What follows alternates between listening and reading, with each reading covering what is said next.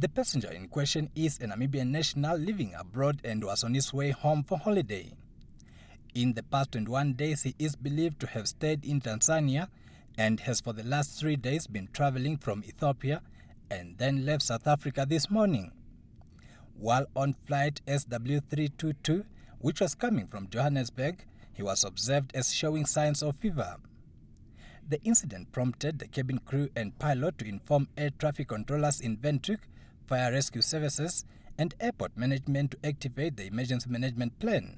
Upon landing, the plane was isolated from the rest of the other aircrafts, and a team of medical experts were called in to examine the sick passenger. He had a rash. He is allergic to fish, and he had food that he didn't know that there was fish in the food. We ate it, we don't know. And then he developed this typical allergic rash. He has had this in the past. He usually would use steroids because this is how he would treat that. So he didn't have steroids, so he didn't really have anything to put on. We looked at the rash, made sure this is typical allergic eczematous rash.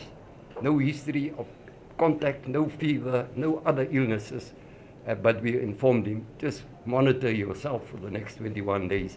Should you develop any fever or anything, you go to the nearest hospital, Windhoek Central Hospital, go there, say you've come here, you've been on the plane, all right, but I'm getting worse now.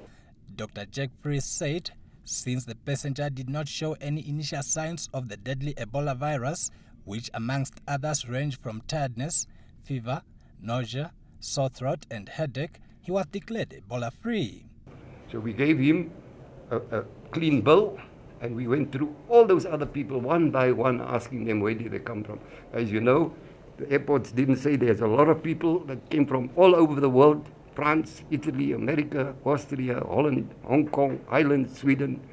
South Africa had 58 people on board, and there were 21 Namibians, and then the rest, there was a crew also and so forth. But we ran through all of the rapid assessment. Where do you come from? Who have you been in contact with? And if they mention areas like Sierra Leone,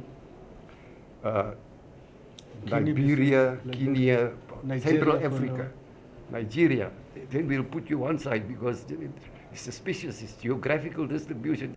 Dr. Fries said after examining and interviewing all passengers as to where they were coming from and whom they have been in direct contact with, all passengers were declared Ebola-free. The deadliest Ebola outbreak in history has now killed 729 people across West Africa this year.